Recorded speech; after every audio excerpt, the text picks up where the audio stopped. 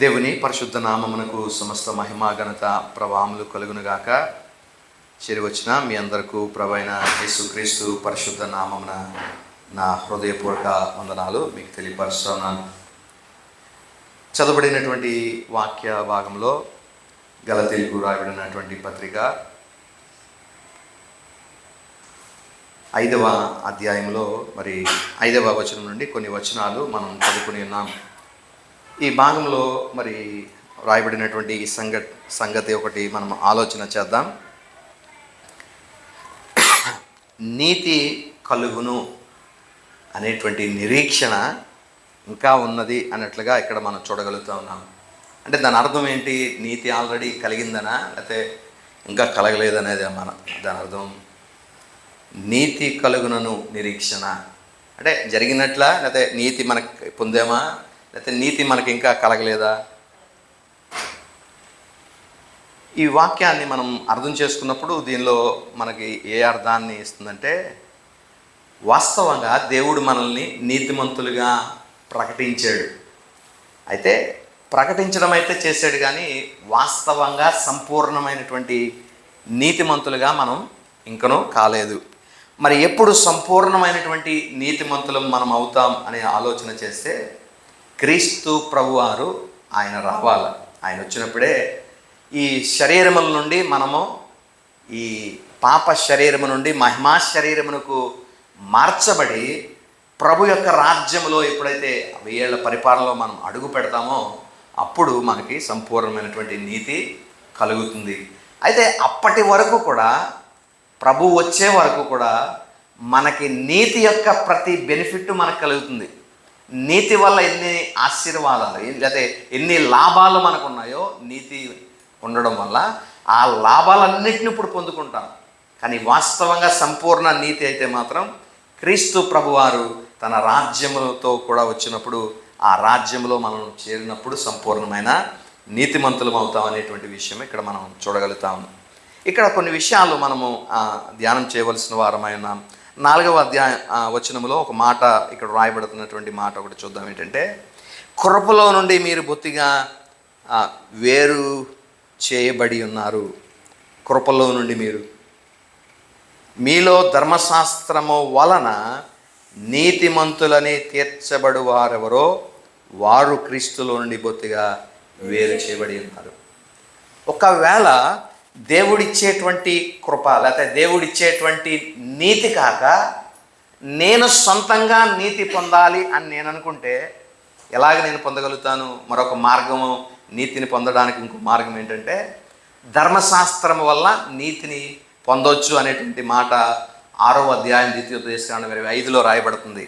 ఇవన్నీ మనం చేసిన యెడల అప్పుడు మనకు నీతి కలుగును. అంటే ఆ ఆజ్ఞలన్నీ పాటించాలి. అయితే 613 ఆజ్ఞలను పాటించేటువంటి క్రియా సామర్థ్యము మానవుని దగ్గర లేదు. కాబట్టి ధర్మశాస్త్రము వలన ఏ ఒక వ్యక్తి నీతిమంతుడిగా తీర్చబడలేడు అనేది మనకి స్పష్టమవుతా ఉంది. అయితే అలా తీర్చబడలేమని తెలిసి కూడా ఇంకనూ ధర్మశాస్త్రాన్నే అవలంబించే నేను నీతి పొందుతాను అని ఎవరైతే చెప్పుకుంటారో అలాంటి వారికి హెచ్చరిక ఏంటంటే, క్రీస్తులో నుండి బొత్తిగా వాళ్ళు వేరు చేయబడి ఉన్నారు అనే విషయాన్ని మనం చదువుతా ఉన్నాను. కృపల్లో నుండి తొలగిపోయినట్లుగా చాలామంది ఇక్కడ కన్ఫ్యూజ్ అవుతారు. కృపలో నుండి తొలగిపోవడం అనేది ఎలాగ వారు ఆలోచన చేస్తారంటే, దేవుడు ఒకసారి మనల్ని తన స్వరక్తం ఇచ్చి మన పాపముల నుండి మనల్ని దేవుడు విమోచించిన తర్వాత మరలా మనం పాపం చేస్తే అప్పుడు కృపలో నుండి తొలగిపోయారు అనేటువంటి విధానంలో వారు ఆలోచన చేస్తారు. వాస్తవానికి అందరు వ్యక్తులు, లేదా 100%, 100కి 100% ప్రజలందరూ కూడా రక్షింపబడిన తర్వాత కూడా, లేదా దేవునితో సమాధాన పడిన తర్వాత, లేకపోతే క్రీస్తు మన పాప శిక్షణ అంతా కూడా సిలువకు కొట్టివేసిన తర్వాత కూడా మనుషులు ఇంకనూ పాపులుగానే ఉన్నారు. 100% వారు పాపులుగానే ఉంటారు. అయితే మరి కృప నుండి తొలగిపోవడం ఏంటంటే, నీవు నీతిని పొందడానికి దేవుడు ఒక బలియాగాన్ని నీ కొరకు చేశాడు. సిలువ బలియాగము.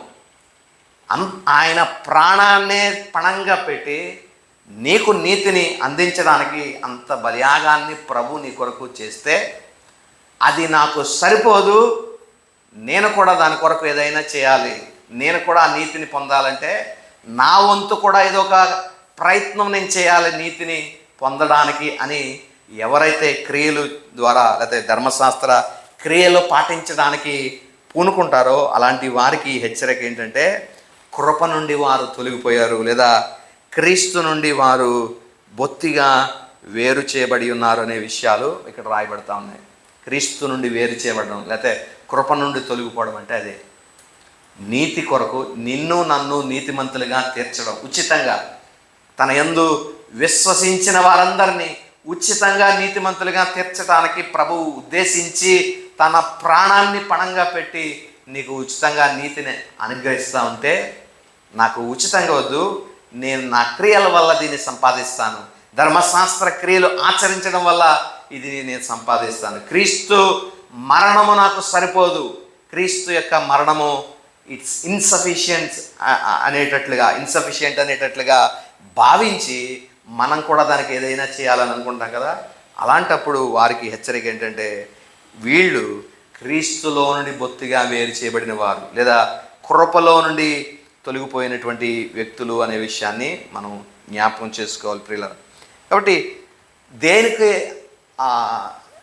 మనుష్యులు చేసినటువంటి పాపములన్నిటికీ పాప క్షమాపణ ఉన్నదేమో కానీ అవిశ్వాసానికి మాత్రము పాప క్షమాపణ లేదు. ఇంకొకటి రెండో సందర్భం ఏంటంటే పరిశుద్ధాత్మను దూషించినప్పుడు పాప క్షమాపణ లేదు, తర్వాత అవిశ్వాసానికి కూడా ఎటువంటి పాప క్షమాపణ లేదు.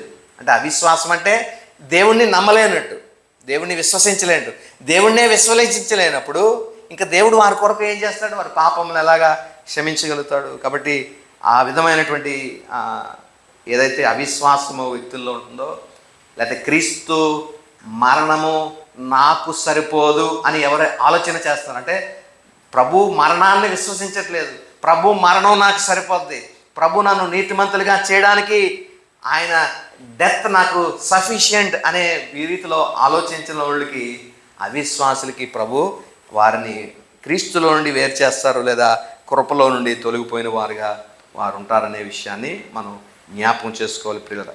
కాబట్టి కృప నుండి తొలగిపోవడము అనేటువంటిది ఏంటంటే నీతిమంతులుగా తీర్చబడడానికి యేసు మరణం యొక్క విలువ సరిపోదు, నా క్రియ కూడా ఏదైనా నేను చేయాలి అని మన క్రియలు క్రీస్తు మరణముతో జోడిస్తారు చూడండి. దానిని మనం ఏమని చెప్పచ్చు అంటే కృపలో నుండి తొలగిపోవడం. కృప అంటే ఏంటంటే ఉచితంగా ఇచ్చింది, ఆ ఉచితంగా ఇచ్చిన దానికి నీవేమి కలపవసరం లేదు, నీవు కలపకపోయినా దేవుడు నీకు అది ఉచితంగా ఇచ్చాడు, నీతిమంతుడిగా నేను ప్రకటిస్తుంటే లేదు దానికి ఏదైనా మనం కలపాలి అనేటట్లుగా మన సొంత భక్తిని నీతిని క్రియలను ధర్మశాస్త్ర క్రియలను అనుసరించడానికి ప్రయత్నం చేస్తాం చూడండి.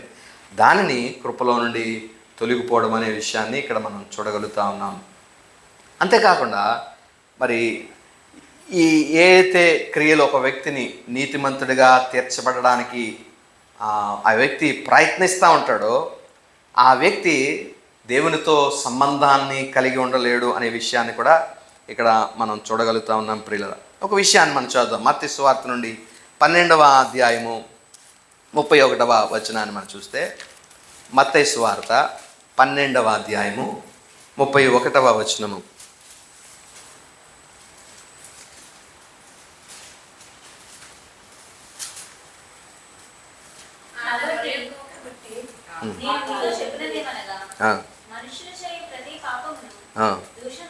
దూషణయు క్షమింపబడును గాని ఆత్మ విషయమైన దూషణ పాప క్షమాపణ లేదు. ఆత్మ విషయమైన దూషణకు పాప క్షమాపణ లేదు. ఇక్కడ సందర్భం ఒకసారి మనం ఆలోచన చేయాలి. మనం ఏమని అనుకుంటామంటే ఆత్మను దూషణ చేస్తే వాళ్ళకి పాప క్షమాపణ లేదు, అంటే ఆత్మని వికరించడం, లేకపోతే ఆత్మ ఇలాగా అలాగా అని ఆత్మను గురించి మనము ఏదైనా కామెంట్స్ చేయడం, ఆత్మ వచ్చిన వాళ్ళు ఇలాగైపోతారని వాళ్ళని ఇమిటేట్ చేస్తే ఇది ఆ పరిశుద్ధాత్మని మనం దూషించినట్లు అని మనం చెప్తూ ఉంటాం. అయితే సందర్భం ఇక్కడ ఆలోచన చేస్తే ఆ అర్థాన్ని అది మనకి ఇవ్వదు ప్రియులరా. ఏంటి కాంటెక్స్ట్ ఏంటి అని మనం ఆలోచన చేస్తే, యేసుక్రీస్తు ప్రభువారు మరి అక్కడ బోధిస్తున్నటువంటి లేకపోతే ఆ శాస్త్రులు పరిసయ్యులకు ఆయన బోధించి వారి మధ్య కొన్ని అద్భుతాలు దేవుడు చేస్తున్నట్లుగా మనం చూస్తూ ఉన్నాం. అయితే దేవుడు చేసినటువంటి అద్భుతాలని వీళ్ళు శాస్త్రులు పరిసయ్యులు ఏమని చెప్పారంటే, ఈయన దేన్ని లేకపోతే ఏ అథారిటీని ఉపయోగించి మరి ఈ యొక్క అద్భుతాలు చేస్తున్నాడంటే బయల్జెబూను అనేటువంటి దెయ్యానికి అంటగట్టేశారు ఈ యొక్క శక్తిని అంతయు. దేవుడు తన శక్తి చేత తన కార్యములను మానవులకి కనపరుస్తున్నప్పుడు, స్వస్థపరిచి దెయ్యాలు వెళ్ళగొట్టి లేకపోతే అద్భుతాలు చేస్తుంటే, అంటే ఇప్పుడు దేవుడు ఎవరి సహాయంతో ఈ అద్భుతాలు చేస్తున్నాడు? అపోస్తుల కార్యాల్లో ఆ క్రీస్తు కోసం రాయబడింది ఏంటంటే, ఆయన అభిషక్తుడు కలిగిన వాడై, పరిశుద్ధాత్మ అభిషేకం పొందిన వాడై అనేక కార్యములు ఆయన చేశాడని క్రీస్తు కొరకు సాక్ష్యం ఇస్తున్నాడు. దేని సహాయంతో అంటే పరిశుద్ధాత్మ దేవుని సహాయంతో. క్రీస్తు తనంతటిగా చేయగలడు. అయితే ఆత్మ సహాయంతో ఈ కార్యములను ప్రభు చేస్తున్నటువంటి విషయాన్ని మనం చూడగలుగుతాం.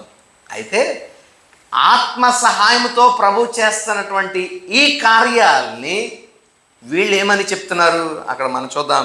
27వ వచనం మనం చదివితే, నేను బయల్జెబూను వలన దెయ్యములు వెళ్ళగొట్టుచున్న ఎడల మీ కుమారులు ఎవరి వలన వాటిని వెళ్ళగొట్టుచున్నారు, కాబట్టి మీకు మీరే తీర్పురలై ఉన్నారు.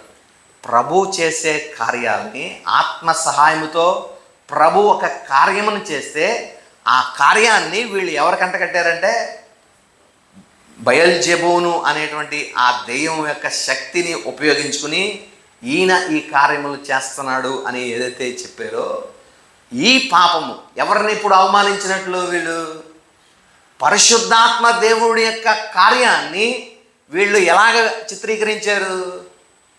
బయల్జెబూను అనే దెయ్యానికి పరిశుద్ధాత్మ దేవుని పోల్చారు. బయల్జెబూను యొక్క శక్తికి పరిశుద్ధాత్మ దేవుని యొక్క శక్తిని పోల్చి ఇది పరిశుద్ధాత్మ లేకపోతే దేవుని శక్తి కాదు, దెయ్యము శక్తి అని ఆత్మదేవుని అక్కడ అవమానపరిచినట్లుగా మనం చూస్తా ఉన్నాం. ఆ కాంటెక్స్ట్లో ప్రభు ఈ మాట చెప్తున్నారు. ఏమనంటే, మనుషులు చేసిన ఏ పాపంలో ప్రతి పాపాలకి దోషులకి వారికి క్షమాపణ ఉన్నదే కానీ ఆత్మ విషయమైన దోషణకు పాప క్షమాపణ లేదు. ఇక్కడ వీళ్ళు ఆత్మను గురించి ఏ దోషణ వీళ్ళు చేశారు, ఆత్మకు సంబంధించిన దోషణ ఈ కాంటెక్స్ట్లో మనం చూస్తే క్రీస్తు చేసిన అద్భుతాలు ఆత్మదేవుని సహాయంతో ప్రభువు చేస్తే ఆ ఆత్మశక్తిని వీళ్ళు దేనికి పోల్చారు? బయల్జెబూను దేవతకు వీళ్ళు పోల్చినట్లుగా మనం చూస్తున్నాం. పరిశుద్ధాత్మను దూషించడం అంటే ఇదే. పరిశుద్ధాత్మ కార్యాన్ని దెయ్యాలకు మనం ఆపాదించినప్పుడు, పరిశుద్ధాత్మ శక్తితో క్రీస్తు చేసిన కార్యాల్ని దెయ్యం యొక్క బయల్జెబూని యొక్క దేవతకి సంబంధించిన శక్తిగా, ఆ దేవత యొక్క కార్యంగా దీన్ని వాళ్ళు చూసినట్లుగా మనం చూస్తూ ఉన్నాం. కాబట్టి ఈ కాంటెక్స్ట్ని మనం జాగ్రత్తగా అర్థం చేసుకుంటే ఆత్మ విషయమై దోషణకు పాపక్షమాపణ లేదు అనే ఈ మాటకు అర్థం ఏంటంటే, ఆత్మను ఆత్మ వచ్చిన వాళ్ళు ఇలా చేస్తారని మనం చెప్పడం, లేకపోతే ఇలా భాషలో ఇలా మాట్లాడతారని భాషలు మాట్లాడే వాళ్ళని ఎక్కిరిస్తే వీడెవడో పరిశుద్ధాత్మ దేవుని దూషిస్తున్నాడు, వాడికి పాప క్షమాపణ లేదు అని చెప్పడం ఇది కాదండి. ఇక్కడ ఆత్మదేవుణ్ణి దూషించడం అంటే ఒక వ్యక్తికి క్రీస్తు ప్రభు వారు ఆత్మ సహాయంతో ఒక వ్యక్తిని స్వస్థపరుస్తున్నప్పుడు, ఆ వారిలో ఉన్న దెయ్యాలను వెళ్ళగొడుతున్నప్పుడు వీళ్ళు ఆ శక్తి దేని చేత వీళ్ళు క్రీస్తు ఇలాంటి కార్యాలు చేస్తున్నాడు అని వీళ్ళు చెప్పారంటే బయల్జెబూను దేవత శక్తిని ఉపయోగించుకున్నాడు. ఈయన పరిశుద్ధాత్మ శక్తిని కాదు, బయల్జెబూను శక్తిని ఉపయోగించి కార్యాలు చేశాడు అని ఆ ఆత్మదేవుని యొక్క కార్యాన్ని అక్కడ కించపరిచినట్లుగా మనం చూస్తున్నాం, దూషించినట్లుగా. అందుకనే ప్రభు ఈ మాట మాట్లాడారు, ఆత్మ విషయమైన దూషణకు పాపక్షమాపణ లేదు. కాబట్టి కాంటెక్స్ట్లో నుండి మనం ఆలోచన చేయాలి. ఏ వాక్యాన్నైనా సరే కాంటెక్స్ట్లో నుండి బయటకు తీస్తే, ఆత్మదేవుణ్ణి దూషిస్తే వారికి పాపక్షమాపణ లేదు అని మనం చెప్తే ఎలాంటి ఇంటర్ప్రిటేషన్స్ మనకు వచ్చేస్తాయి? పరిశుద్ధాత్మ దేవుణ్ణి ఇలాగ భాషలు ఇలా మాట్లాడతారని మనం ఎక్కిరించిన, లేకపోతే ఇలాగ చేస్తారని ఆ ప్రవచనాలు ఇలా చెప్తారు, లేకపోతే ఇలా డ్యాన్స్ కడతారు పరిశుద్ధాత్మ దేవుళ్ళు వచ్చిన వాళ్ళు అని ఇలా చెప్పినప్పుడు ఎవరైనా ఏమంటారు? వాళ్ళు పేలిపోతాయి, నువ్వు అలాగా పరిశుద్ధాత్మ దేవుని నువ్వు అవమానించగా దూషించగా అంటారు. అక్కడ ఆత్మదేవుని మనం ఏం దూషించట్లేదు. అయితే నిజంగా ఆత్మదేవుడిని దూషించడం అంటే, ఆత్మదేవుడు నిజంగా కార్యం చేస్తే అది ఆత్మదేవుని కార్యం కాదు, బయల్జెబూన్ దేవత యొక్క శక్తిని ఉపయోగించి ప్రభు ఈ కార్యం చేశాడు అని ఈ పరిసయ్యులు శాస్త్రులు ఆత్మదేవుని యొక్క అథారిటీని, శక్తిని కించపరిచి బయల్జెబూన్తో పోల్చినట్లుగా మనం చూస్తున్నాం. అంటే దేవుని ఆత్మశక్తిని ఎవరికి ఈక్వలెంట్గా చూశారంటే బయల్జెబూన్ యొక్క దేవత శక్తికి చూశారు. కాబట్టే ప్రభు దీన్ని అంటున్నాడు ఇక్కడ, ఆత్మ విషయమైన దూషణ. నేను చేసిన కార్యము ఆత్మ సహాయంతో నేను ఈ కార్యం చేస్తే మీరు ఈ కార్యాన్ని దెయ్యము శక్తితో నేను చేశాను, బయల్జెబూను దేవత శక్తితో చేశానని మీరు అంటున్నారు కదా, ఇది నిశ్చయముగా ఆత్మదేవుణ్ణి దూషించడము అనే విషయాన్ని ప్రభు ఇక్కడ ప్రస్తావించడం మనం చూస్తూ ఉన్నాం ప్రియులరా. ఇవన్నీ వాస్తవానికి మనం ఎలా చూస్తామంటే, ఆధ్యాత్మిక లేకపోతే స్పిరిచువల్ సిన్స్ అని కొన్ని ఉంటాయి. ఇవేమీ లేకపోతే బైబిల్లో క్లియర్ కట్గా ఇది అని రాయబడదు. ఉదాహరణకి ఒక దొంగతనం చేయకూడదు అనేటువంటి ఏదైనా ఉంది, లేకపోతే నరహత్య చేయకూడదు అనే ఆజ్ఞ ఉంది. ఇక్కడ మనకి ఖచ్చితంగా తెలుసు, నరహత్య నేను ఒకరిని చంపేస్తే నేను నరహత్య చేశానని ఖచ్చితంగా నాకు తెలుసు. ఎందుకంటే అది ఆజ్ఞ ఉంది, దాన్ని మీరేను కాబట్టి ఇతడు పాపి. లేదా అబద్ధం ఆడకూడదు, అబద్ధం ఆడాను పాపి, ఇది తెలిసిపోతాయి. కానీ స్పిరిచువల్ సిన్స్ అనేటువంటివి, ఆధ్యాత్మిక పాపాలు అనేటువంటివి తెలియవు. ఏది చేస్తున్నామో ఎలా చేస్తున్నామో అనేటువంటిది తెలియదు. ఉదాహరణకి హెబ్రీ పత్రికలో 10వ అధ్యాయంలో మనం చూస్తాం, ఒక 3 పాపాలని మనం చూస్తాం. హెబ్రీ పత్రికలో 10వ అధ్యాయము 29వ వచనం నుండి మనం చదివితే, 10వ అధ్యాయం 29వ వచనం. ఇక్కడ 3 పాపాలు ఇక్కడ మనకు రాయబడ్డాయి. ఇవేమి పాపాలని మనకు తెలియదు, లేకపోతే ఇవి పాపాలని, ఇవి మీరితే మీరు తప్పు చేసినట్టని ధర్మశాస్త్రంలో కానీ ఎక్కడా కూడా ఇది పాపము అని చెప్పడానికి ఏ రకమైన స్టాండర్డ్ లేదు. కానీ ఇవి పాపాలే, ఈ పాపాలు చేస్తే క్షమాపణ కూడా లేదు అనేట్లుగా ఇక్కడ మనకు రాయబడతా ఉంది. చూద్దాం ఆ పాపాలు ఏంటో. మొదటిది, దేవుని కుమారుని పాదములతో త్రొక్కి. ఒకటి చూద్దాం. దేవుని కుమారుని పాదములతో త్రొక్కి. ఇప్పుడు ఉదాహరణకి నా కింద ఒక మ్యాట్ ఉంది, దానిపైన నేను కాళ్ళు పెట్టుకుని ఉన్నాను. అంటే దీన్ని నేను ఎలాగా ఎంచుతున్నానంటే, ఒక వేస్ట్ కింద నేను ఎంచుతున్నాను. లేకపోతే డోర్ మ్యాట్ ఉంటుంది, దాన్ని మనం ఏం చేస్తాం, మనకున్న డస్ట్ అంతటినే అక్కడ దాని మీద తుడుచుకోవడానికి ఇలాగా వేస్ట్ కింద దాన్ని మనం ఉపయోగిస్తూ ఉంటాం. అలాగా దేవుని కుమారుని పాదములతో త్రొక్కడం అంటే ఏంటంటే, ఆయన చేసిన బలియాగము కానీ, లేకపోతే ఆయన క్రీస్తు, నా జీవితంలో ఎటువంటి ప్రయోజనము క్రీస్తు వల్ల నాకు లేదు అని తెలియచెప్పడం. గల్తీల్లో కూడా ఇది కదా మనం చదువుతా ఉన్నాం కాంటెక్స్ట్లో.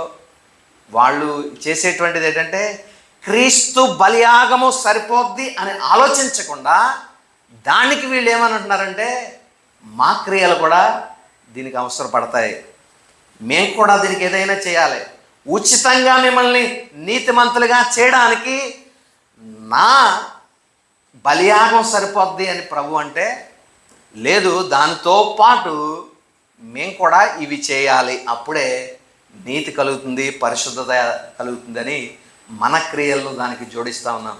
కాబట్టి దేవుని కుమారుని పాదములతో త్రొక్కే అంటే ఒక వేస్ట్ లాగా ప్రభువుని ఎంచడం, ప్రభువుని పనికిరాని వాడిగా, ఆయన అవసరం లేదు అన్నట్లుగా, ప్రభు కార్యం మాకు ఉపయోగపడదు అన్నట్లుగా ఎంచినటువంటి విధానం ఏదైతే ఉందో దాన్నే మొదటి పాపంగా ఇక్కడ మనం చూస్తా ఉన్నాం. ఈ పాపం మనకి ఎక్కడన్నా ఆజ్ఞల్లో ఉందా? ప్రభువుని ఇలాగ చేస్తే అప్పుడు మీరు పాపం చేసిన వాళ్ళు అవుతారని ఎక్కడ రాయపడలేదు. కానీ స్పిరిచువల్ సిన్స్ మానవునికి అత్యంత ప్రమాదకరం. ఈ దేవుడు వీటిని పట్టించుకోడు. ఫిజికల్గా మనకు కనపడుతున్నటువంటి ఎథికల్ లేకపోతే మోరల్ సిన్స్ ఏదైతే ఉన్నాయో ఇవి కాదు దేవుడు పట్టించుకునేది. మన చూపు, మన దృష్టి, మన ఉద్దేశం అంతా కూడా వేటి మీద ఉంటుందంటే దొంగతనం మీద, వ్యభిచారం మీద, లేకపోతే నరహత్య మీద, లేకపోతే ఇంకోటి ఇవే మన కళ్ళ ముందు కనబడేటువంటి ఏదైతే ఆజ్ఞలు ఉన్నాయో ఈ ఆజ్ఞలు పాటించకపోతే పాపులం అని ఇదే మన మీద రుద్దేశారు. కానీ స్పిరిచువల్ సిన్స్ దీనికన్నా డెడ్లీ అండ్ డేంజరస్. ఆధ్యాత్మిక పరమైనటువంటి పాపములు మనం శరీరపరంతో లేకపోతే నైతికంగా చేసినటువంటి లేదా మోరల్గా చేసినటువంటి పాపముల కన్నా అత్యంత భయంకరమైనవి. వాటికి పాప క్షమాపణ లేదు. అవి మనల్ని నిత్య నాశనానికి తీసుకుని పోయేటువంటి పాపాలుగా మనం చూస్తున్నాం. ఉదాహరణకి ఇక్కడ మనం చూసాం పరిశుద్ధాత్మ దేవుణ్ణి మత్తయి సువార్తలో చూసాం కదా. ఆత్మ విషయమైన దూషణకి మరి దానికి పాప క్షమాపణ లేదు అని ప్రభు చెప్తున్నారు. అంటే ప్రభు చేసినటువంటి ఆ ఆత్మదేవుని సహాయంతో ప్రభు చేసినటువంటి ఆ కార్యానికి బయల్జెబూను దేవత శక్తి ద్వారా ప్రభు ఆ కార్యము చేశాడని పరిసయ్యులు శాస్త్రులు అనడం వల్ల దాన్ని ప్రభు ఎలాగ చూశాడంటే మీరు పరిశుద్ధాత్మ దేవునికి వ్యతిరేకంగా పాపం చేస్తున్నారు, క్షమించరాని పాపము మీరు చేశారని ఆ పరిసయ్యులతో ఆ ప్రభువు చెప్పడం మనం చూస్తూ ఉన్నాం. కాబట్టి ప్రియులారా, ఆధ్యాత్మిక స్పిరిచువల్ సిన్స్ అనేవి అత్యంత ప్రమాదకరమైనవి. మామూలు మనం చూసే ఈ పాపాలు ఏదైతే ఉన్నాయో వీటికి క్షమాపణ ఉందేమో కానీ ప్రభు చెప్పే విషయం అదే. అక్కడ మత్తయి సువార్తలో మనం చదివాం 12వ అధ్యాయము 31వ వచనంలో ఈ మాట మనం చూసాం. ఏంటంటే మనుష్యులు చేయు ప్రతి పాపమును దూషణయు వారికి క్షమింపబడును. మీరు ఏ పాపమన్నా చేయండి, వాటికి క్షమాపణ ఉంది. ఎవరినైనా ఎలాగైనా దేన్నైనా దూషించండి, దానికి క్షమాపణ ఉంది. కానీ ఆత్మదేవుని కార్యానికి మీరు ఆ కార్యాన్ని దూషిస్తే మాత్రం పాప క్షమాపణ లేదు. క్రీస్తు చేసిన అద్భుతం, వాళ్ళ జీవితాల్లో క్రీస్తు చేసిన ఆ ఆశ్చర్య కార్యాలని దేనికి వారు పోల్చారంటే బయల్జెబూను దేవత శక్తితో ఈ కార్యాలు ఈయన చేస్తున్నాడు అని ఆత్మదేవుని యొక్క ఆ పవర్ని, పరిశుద్ధాత్మదేవుని యొక్క శక్తిని వారు మరి తృణీకరించడం వల్ల, అవమానించడం వల్ల ఇట్టి పాపానికి ఒడిగట్టారు. మళ్ళీ వద్దాం ఇక్కడ హెబ్రీ పత్రికలోకి. మొదటిది దేవుని కుమారుని పాదములతో త్రొక్కి, రెండోది తాను పరిశుద్ధపరచుటకు సాధనమైన నిబంధన రక్తమును అపవిత్రముగా ఎంచి. అంటే నీవు నేను పరిశుద్ధపరచబడడానికే దేవుడు ఏం చేశాడంట, తన నిబంధన రక్తాన్ని మన కొరకు చిందించాడు. ప్రభు కార్చినటువంటి రక్తము వలన మనకి ఏం కలుగుతుందంటే పరిశుద్ధత కలుగుతుంది.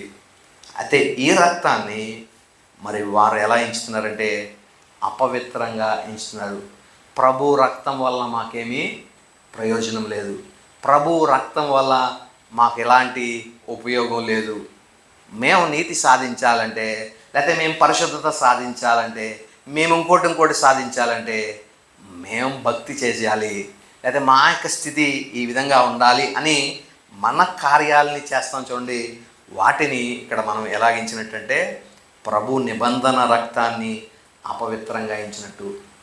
దేవుని రక్తము, ఆయన నిబంధన రక్తము నీ ఎంతటి పాపమునైనా కడగగలిగిన శక్తివంతమైనదైన ఆ రక్తాన్ని, ఆ రక్తం మనకు ఉండి కూడా, ఆ రక్తం మన కొరకు కార్చబడి ఉన్నప్పటికీ కూడా ఇంకా నా పాపాలు పోవాలంటే, ఇంకా నేను నీతిమంతుడు అవ్వాలంటే ఇది చేయాలి, ఇంకా నేను పరిశుద్ధత చెందాలంటే అది చేయాలని ఏదో చేయడానికి నువ్వు సిద్ధపడితే దాన్ని నువ్వు ఎలా ఎంచుతున్నట్టు, దేవుని రక్తాన్ని అపవిత్రంగా ఎంచుతున్నట్లు, ప్రభు రక్తం నీకు పనికిరాదన్నట్లుగా ఎంచుతున్నట్లు.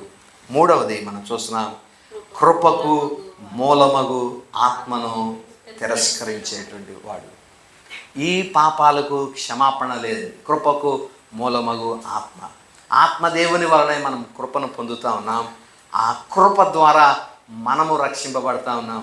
లేదా ఆ కృప ద్వారా మనము సాధించలేనటువంటి నీతి సాధించగలుగుతున్నాం. మనం పొందలేనటువంటి స్థితిని ఆత్మదేవుడే మనలో ఈ తన కృప ద్వారా జరిగిస్తున్నప్పుడు వీటిని మనం తిరస్కరిస్తే ఏమని రాయబడుతుంది అక్కడ?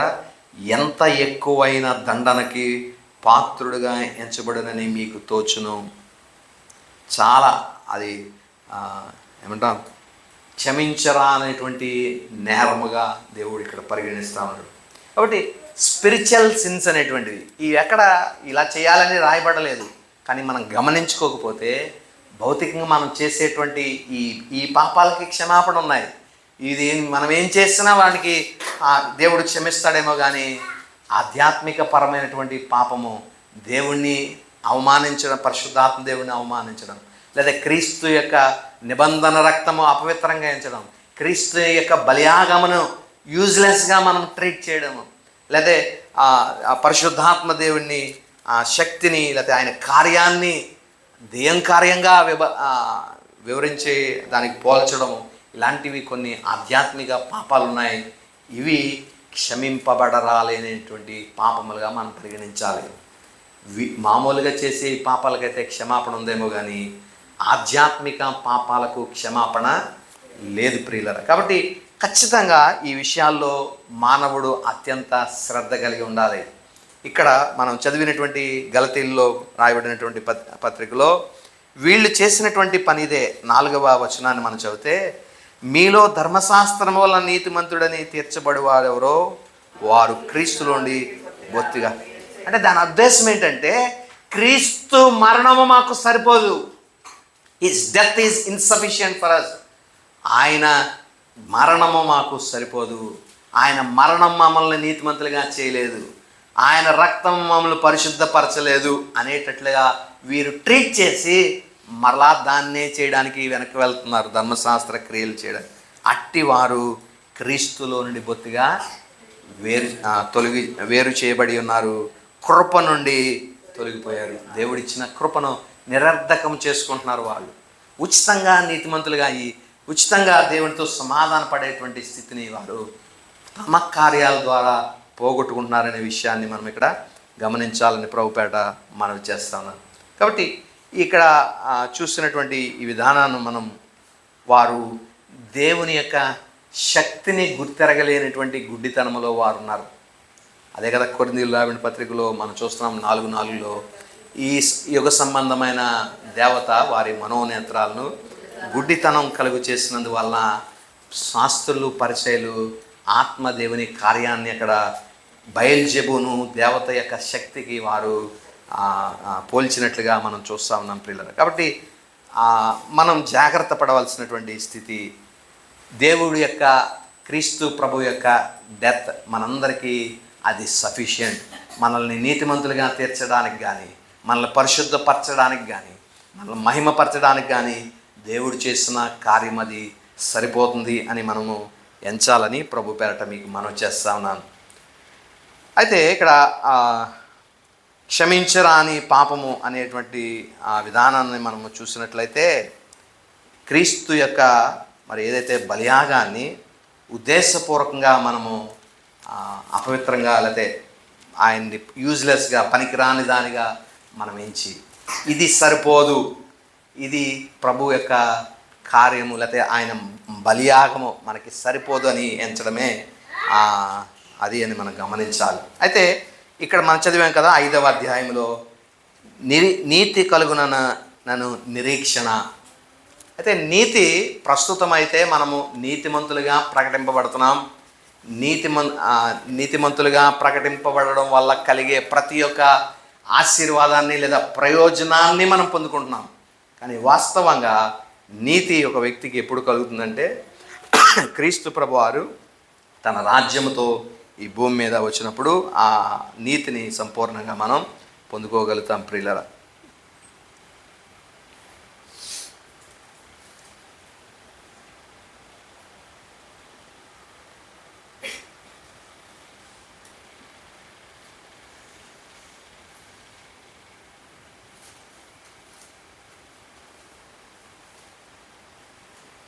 భవిష్యత్తుకి సంబంధించింది నీతి అనేటువంటిది.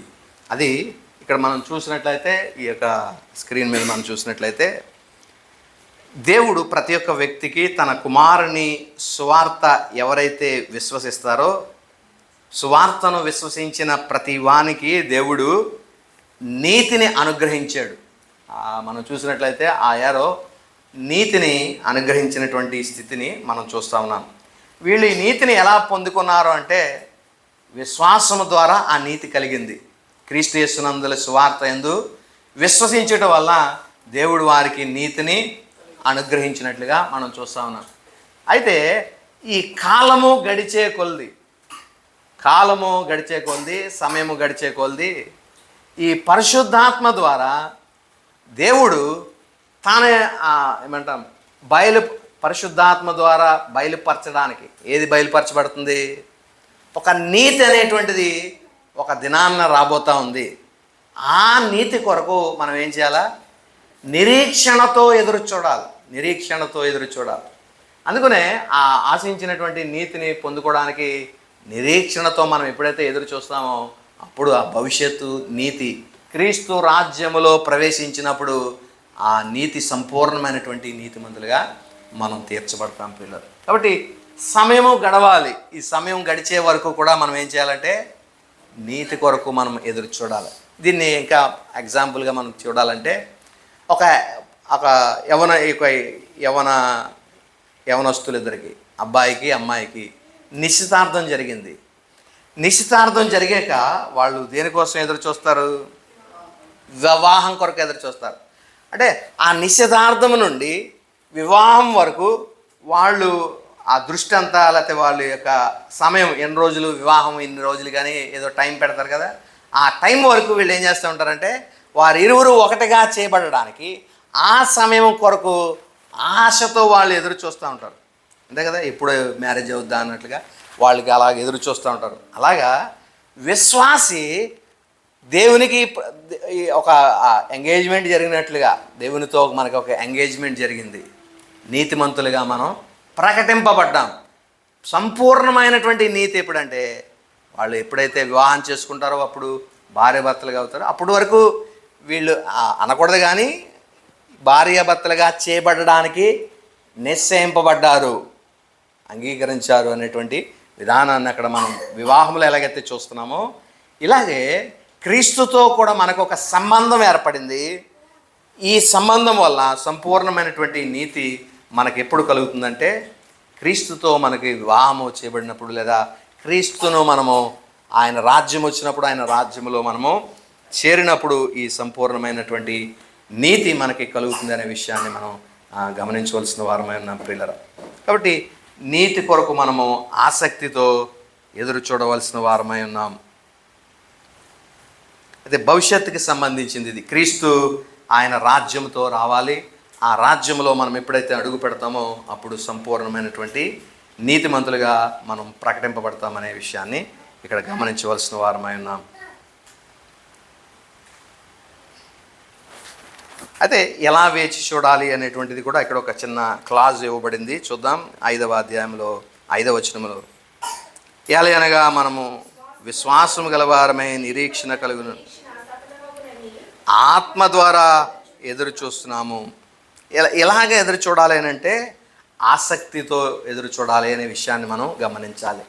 ఆ భార్యాభర్తలు చేయబడడానికి, లేదా వివాహం చేయబడడానికి ఎంగేజ్మెంట్లో మరి ఒకటైనటువంటి ఆ ఏమంటాం యవనస్తులు ఇద్దరు కూడా ఎలాగైతే వివాహం కొరకు ఎంత ఆసక్తిగా తమ వివాహం కొరకు ఎదురు చూస్తారో, అలాగే క్రీస్తు యొక్క రాజ్యము కొరకు మనము ఆయన రాబోతున్నాడు అని సంపూర్ణ నీతిమంతులుగా మనల్ని తీర్చుతాడనేటువంటి విధానములో ప్రభు కొరకు మనము ఆసక్తితో ఎదురు చూడాలనేటువంటిది దేవుడు మనకు తెలియపరుస్తూ ఉన్నాడు ప్రియులరా.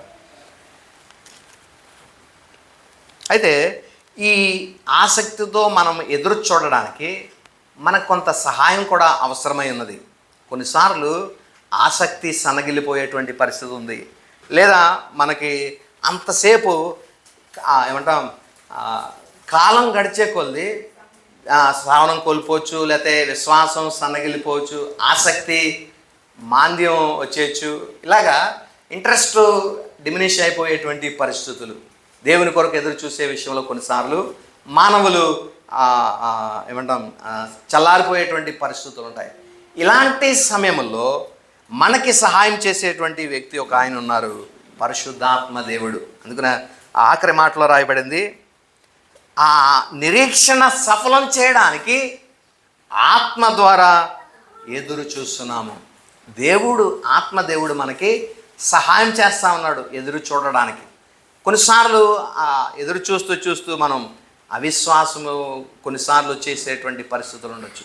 కానీ ఆత్మదేవుని సహాయము మనకు ఉంది కాబట్టి ఆయన మనల్ని అనునిత్యము ఆ నిరీక్షణ తప్పిపోకుండానట్లుగా ఆత్మదేవుడు మనకి సహాయం చేసేటువంటి వ్యక్తిగా ఉన్నాడు. ప్రియులరా, ఏ విధంగా పరిశుద్ధాత్మదేవుని సహాయము ఒక వ్యక్తికి ఉంటుంది అనేటువంటిది మనం ఈ స్క్రీన్లో మనం చూడొచ్చు.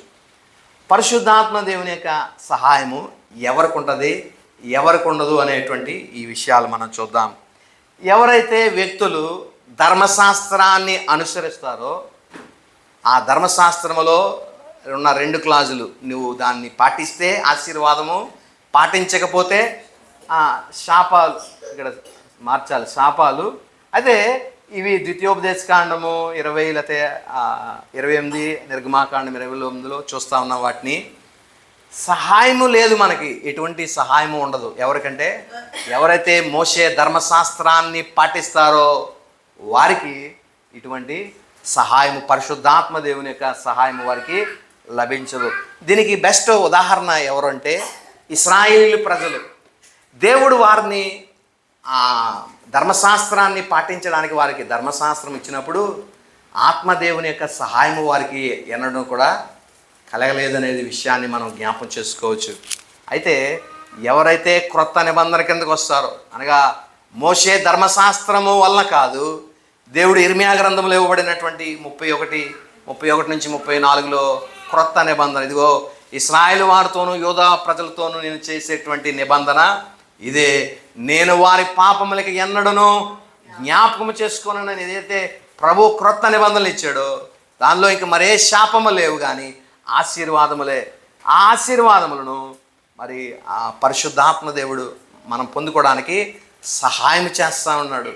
నిరీక్షణతో మనము ఆ నీతి కొరకు ఎదురు చూడడానికి ఆత్మదేవుని యొక్క సహాయం. దానికి బెస్ట్ ఎగ్జాంపుల్ అపోస్తుల జీవితాలు మనం చూస్తే, అపోస్తుల జీవితాలు వారు ఎంత భయముతో వారు ఒకప్పుడు వెనక తీసి పారిపోయారు.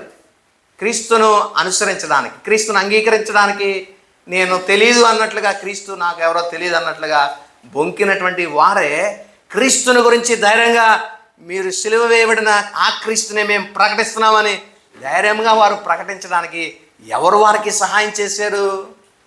ఆత్మదేవుని యొక్క సహాయము అపోస్తుల జీవితంలో కొట్టొచ్చినట్లుగా మనం చూడగలుగుతాం. ఆత్మదేవుని సహాయము, ఆ నిరీక్షణతోనే వారు ఎదురు చూశారు. కాబట్టి ఆ ఆత్మదేవుని యొక్క సహాయము ఎవరికి ఉంటుందంటే ధర్మశాస్త్రం అనుసరించే వారికి కాదు, నూతన నిబంధన క్రింద ఉన్న వారికి మాత్రమే ఆత్మదేవుని యొక్క సహాయం ఉంటుంది అనే విషయాన్ని మనం జ్ఞాపం చేసుకోవాలి. ప్రియులరా,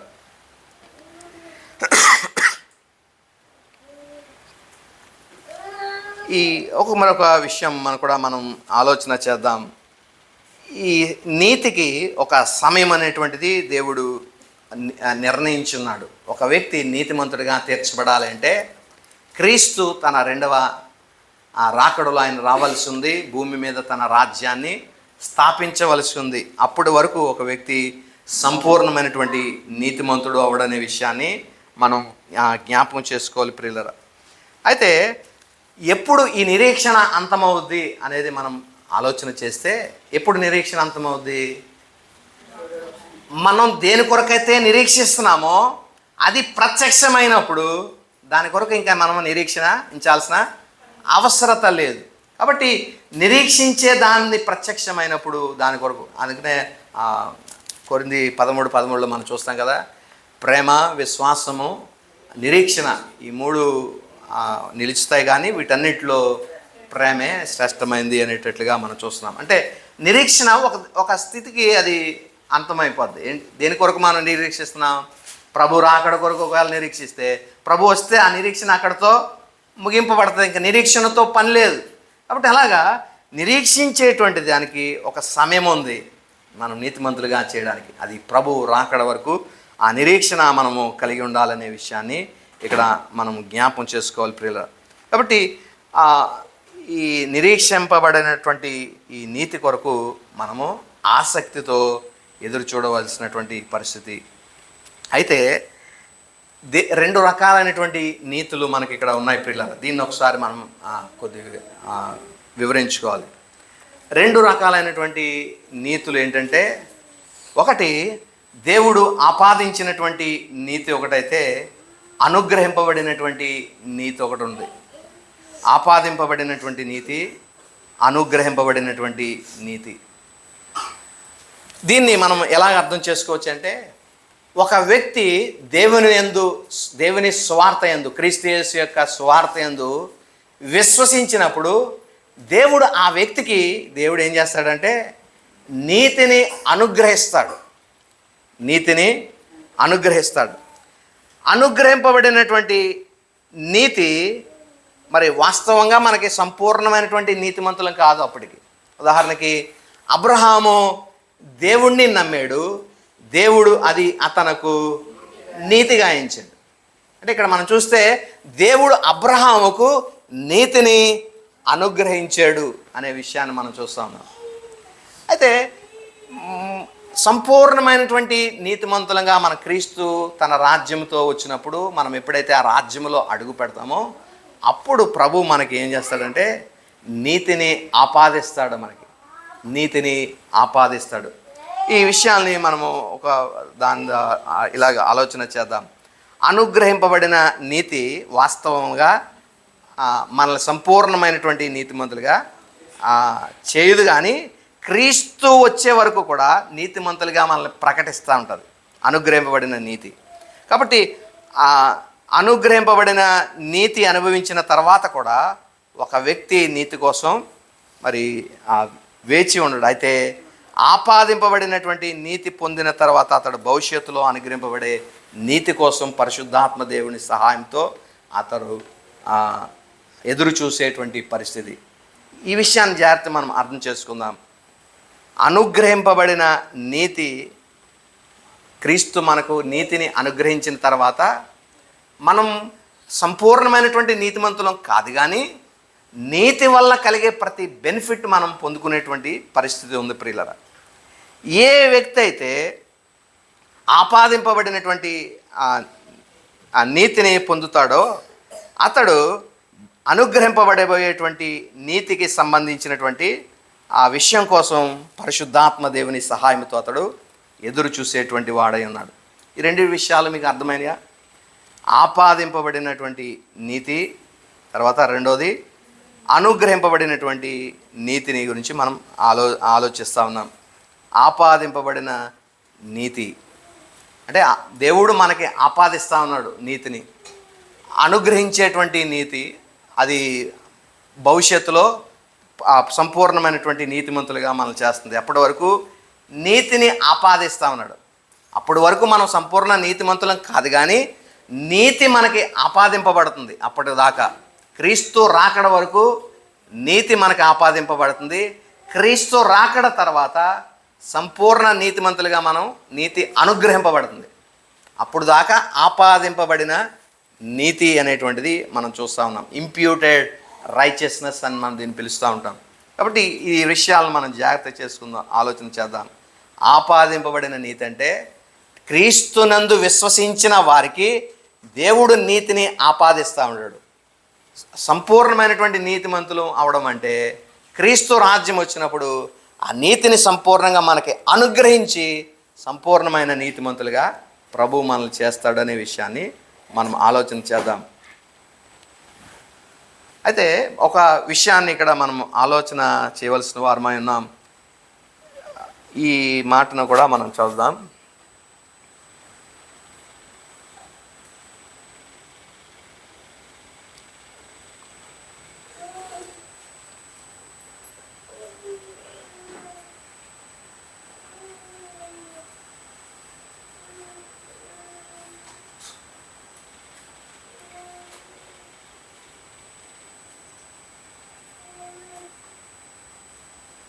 మనకి ఈ వాక్యం ఉంటుంది కదా, దేవుడు తాను ప్రేమించిన వారికి సిద్ధపరిచినటువంటివి అవి కంటికి కనబడవు, చెవికి వినపడవు, మనుష్య హృదయాలకు గోచరము కాలేనటువంటివి దేవుడు వారికి అనుగ్రహిస్తాడనేటువంటి విషయాలు మనము చదవగలుగుతాం ప్రియులరా. అంటే ఇక్కడ మనం ఆలోచించాల్సినటువంటి విషయము ఒకటి ఉంది. ఏంటి అసలు దేవుడు సిద్ధపరిచినటువంటి విషయము ఏంటి అనేది మనం ఆలోచన చేయాలి. తాను ప్రేమించిన వారికి ఆయన సిద్ధపరిచినటువంటివి కంటికి కనపడవు, చెవికి వినపడవు, హృదయాలకు గోచరము కావు అనేటువంటి ఆ విషయము సాధారణంగా ఈ ఈ విషయాన్ని ఎప్పుడు మనం ఉపయోగిస్తాం, దేనికి మనం ఉపయోగిస్తాం అసలు అంటే మన క్రీస్తుని ఎవరైతే ప్రేమిస్తారో దేవుడు మనకి కొన్ని సిద్ధపరుస్తాడు. ఆ సిద్ధపరిచినవి ఏంటో మనకి కనపడవు, మనకి వినపడవు, దానికి మనం గ్రహించడానికి కూడా ఇది లేనటువంటి కార్యాలు దేవుడు నీ కొరకు సిద్ధపరిచాడంటే మనం ఏమనుకుంటాం, అద్భుత కార్యాలు, ఆశ్చర్య కార్యాలు, లేదా ఏదైనా ఊహించందే మన జీవితంలో జరుగుతుంది అని ఏ పరంగా మనం దీన్ని ఆలోచన చేస్తామంటే భౌతికంగా మెటీరియలిస్టిక్గా దాన్ని ఆలోచన చేస్తాం. అంటే ఈ లోకపరంగా దేవుడు నాకు ఏదో కలిసి వచ్చేటట్లుగా చేస్తున్నాడు, ఈ లోకపరంగా దేవుడు నాకు ఏదో ఒక దాన్ని సిద్ధపరిచాడు, అది త్వరలోనే నాకు దేవుడు చూపించబోతున్నాడు, అది ఎంత అద్భుతంగా ఉంటుందో అని దాని గురించి మనం ఆలోచన చేస్తూ ఉంటాం. ఈ లోకపరమైనటువంటి వాటిని కొరకే కాంటెక్స్ట్లోనే దాన్ని మనం ఉపయోగిస్తాం. వాస్తవానికి దేవుడు మనల్ని ప్రేమించినటువంటి తన మానవులందరికీ ఏం సిద్ధపరిచాడు అంటే ఈ లోకంలో ఇది శాశ్వతమైన ఈ లోకంలో సిద్ధపరచడానికి ఇదే కొంతకాలం ఉండి అంతమైపోయేటువంటి జీవితం కాదు ఇది మానవుల జీవితం. మరి దీని కొరకు దేవుడు అంతగా మనల్ని దేవుడు ప్రేమించినటువంటి మనుషులకు కొంతకాలం టెంపరీగా ఉండే వాటి కోసం ఆలోచిస్తాడా, వాటిల్ని మనకి గిఫ్ట్గా ఇస్తాడా? మళ్ళీ ఆ గిఫ్ట్లు కూడా ఎలాగంట, కంటికి కనబడలేనటువంటివి, చెవికి వినబడలేనటువంటి, హృదయానికి గోచరం కాలేనటువంటి అద్భుత కార్యమని అది ఈ లోకపరంగానే దాన్ని మనము కన్ఫైన్ చేస్తే అది ఇంకా దాని గొప్పతనం ఏముంటుంది. కాబట్టి ఖచ్చితంగా దేవుడు సిద్ధపరిచినటువంటి ఆ మేలు లేకపోతే ఆశీర్వాచనము ఏదైతే అక్కడ రాయబడుతుందో అది భౌతికపరమైనటువంటి మెటీరియలిస్టిక్గా దాన్ని ఆలోచన చేయకుండా పరలోక రాజ్య సంబంధమైనదిగా అది మనం ఆలోచన చేస్తే ఇప్పుడు ఒక మంచి ఐడియా వస్తుంది. దేవుడు మన కొరకు ఏదైతే రాజ్యాన్ని సిద్ధపరిచాడో ఆ రాజ్యము మనకి కంటికి కనబడదు, చెవికి వినపడదు, హృదయానికి గోచరం కాదు, కానీ ఆ రాజ్యం ఎంత అద్భుతంగా ఉంటుందని మనం ఆలోచన చేయొచ్చు. దాన్నే కదా అబ్రహాము చూశాడు.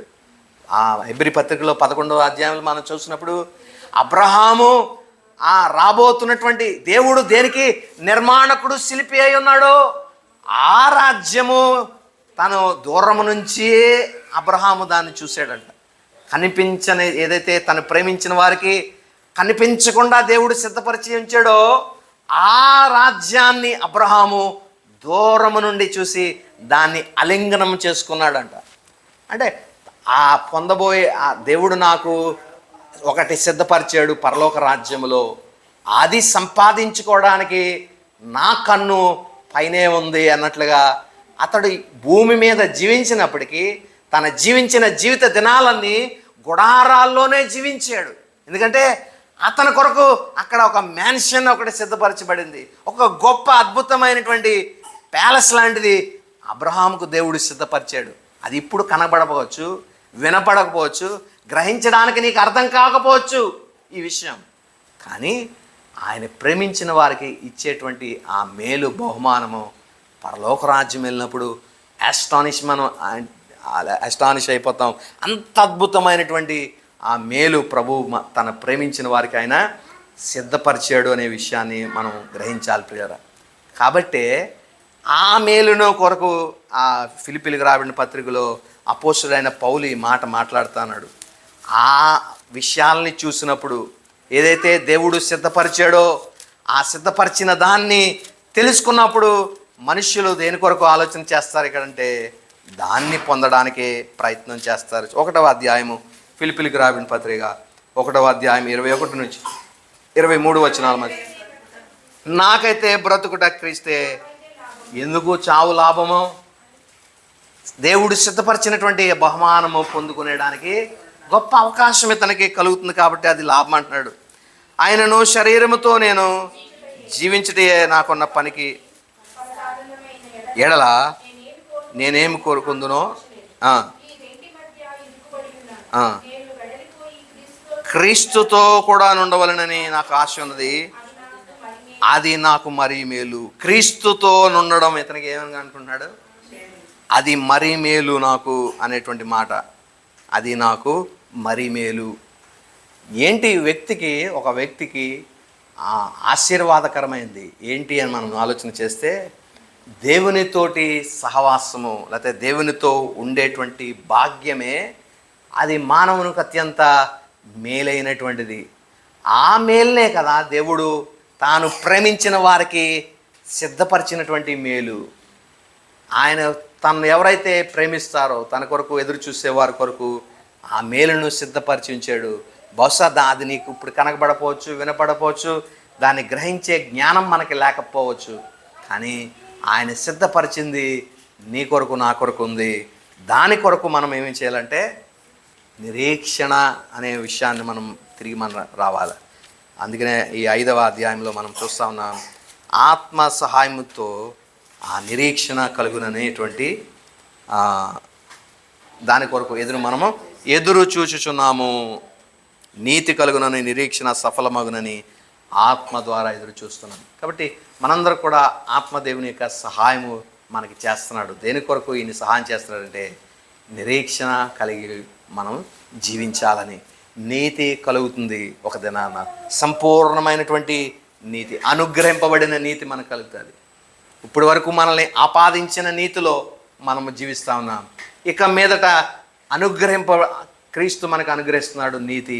అది ఒక దినాన బయలుపరచబడడానికి అది సిద్ధంగా ఉంది. క్రీస్తు వచ్చినప్పుడు అదే దాని కొరకు మనము నిరీక్షణ కలిగిన వారంగా మన యాత్రను కొనసాగించవలసినటువంటి వారమైన ప్రియుల. కాబట్టి అది కూడా ఎలాగ ఎదురు చూడాలంటే ఆసక్తితో మనము ఎదురు చూడవలసిన వారమైన.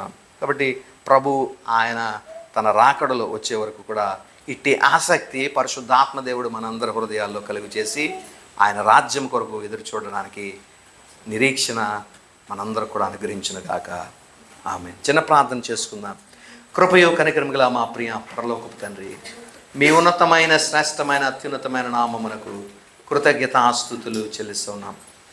కొద్ది నిమిషాలు మీ వాక్యమును ధ్యానం చేయడానికి మీరు మాకు అనుగ్రహించిన కృప కొరకు వందనాలు స్తోత్రాలు చెల్లిస్తున్నాం. ఎందరికో లేనటువంటి భాగ్యాన్ని ధన్యతను మీరు మాకు అనుగ్రహించారు. అందరికీ స్తోత్రాలు తండ్రి. నాయన, ఇగో మీరు సిద్ధపరిచినటువంటి మేలు, దాచి ఉంచినటువంటి మేలు, అది ఆయన ఎంతో కంటికి కనపడని, చెవికి వినపడని, హృదయానికి గోచరము కాలేనటువంటి గొప్ప మేలు ఆయన మా కొరకు సిద్ధపరిచి ఉంచారు. ఆ మేలును మేము పొందుకోవడానికి నిరీక్షణతో మేము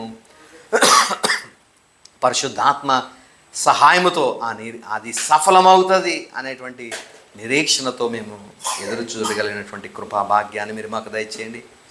విత్తబడిన వాక్యం మా హృదయాల్లో ఫలింపచేసి వాక్యానుసారంగా మేము జీవించడానికి కూడా మీ కృపను మీరే మాకు దయచేయమని మీ కృపగల హస్తాలకు మమ్మల్ని అప్పగించుకుంటూ యేసుక్రీస్తు పరిశుద్ధ నామమున స్తుతించి ప్రార్థించి వేడుకొనుచున్నాం తండ్రి. ఆమేన్.